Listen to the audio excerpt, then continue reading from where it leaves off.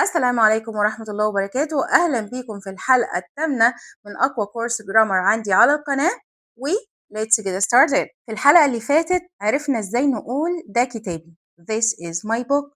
صفات الملكية دايما بيجي وراها اسم الشيء المملوك زي my ويور وهز وهير والحاجات دي. تخيل بقى إن حد كده تعرفه أو صاحبك كده بيسألك ويقول لك whose book is this؟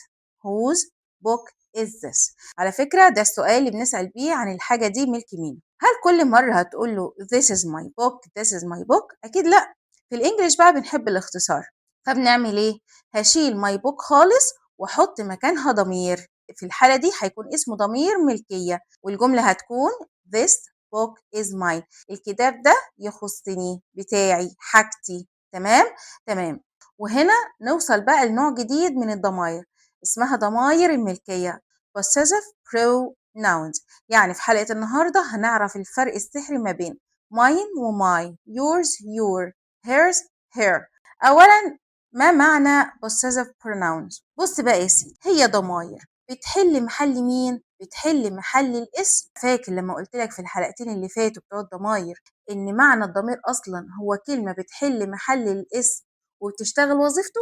صح كده. عندك في الجملة اسم شيء مملوك وقبلها صفة ملك. عايزة أعرف المستمع إن الكلمة دي مملوكة لشخص إيه؟ لشخص ما أو لشيء ما.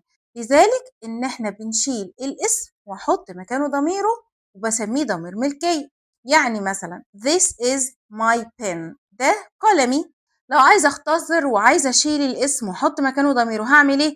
هشيل my pen كلها وأحط مكانها mine. حلو كده؟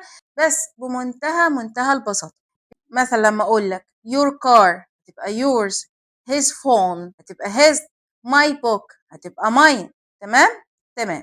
خلاص نلخص الكلام ده في قاعدة مهمة جدا. صفة الملكية plus noun حلو، لكن mine equal my plus noun. تعالى بقى بصلي على الجدول الجاي ده. في الجدول ده انا هحط ايه؟ هحط ضمير الفاعل اساسي معايا في كل حلقة، والخانة التانية هتكون صفات الملكية، والخانة التالتة ضمائر الملكية اللي هي جديدة. وبعد كده هناخده example. تمام، يلا بينا نشوف.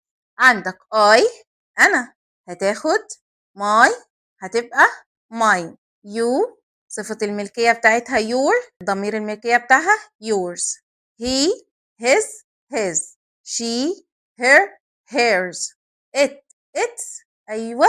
في ملحوظة صغيرة إن مفيش ضمير ملكية لإت. we ours. آخر ضمير معانا they هتبقى their، we ضمير الملكية بتاعها theirs. في الأمثلة دي هديلك مثال على صفة الملكية وإزاي ببدلها بضمير الملكية، ويلا بينا نشوف. This is my bag هتكون this bag is mine. في yours this is your book this book is yours.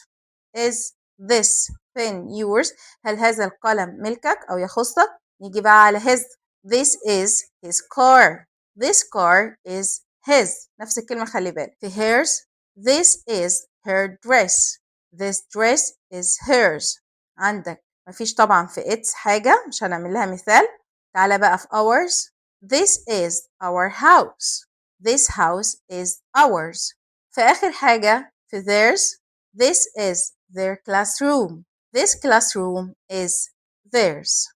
موضوع سهل جدا وبسيط مفيش مشكلة فيه خالص. أنا عايزة أقولك إن إحنا كده خلصنا يا مس. أيوه، ما الموضوع مش مستاهل. أيوه خلصنا. علشان بقى تأكد على المعلومة دي تعالى هديلك تحدي الحلقة. اختار الإجابة الصحيحة. This is my or mine bag. Number 2 this bag is my or mine. Number 3 that car is her or hers. Number 4 this is our or ours classroom. Number 5 the blue pencils are there or theirs. تعالى بقى في تحدي أصعب شوية. صحح الخطأ ده. This house is our. Number 2 is this your.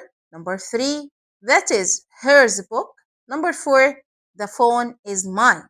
وبس كده يا سيدي احنا خلصنا ضمائر الملكية السهلة والبسيطة.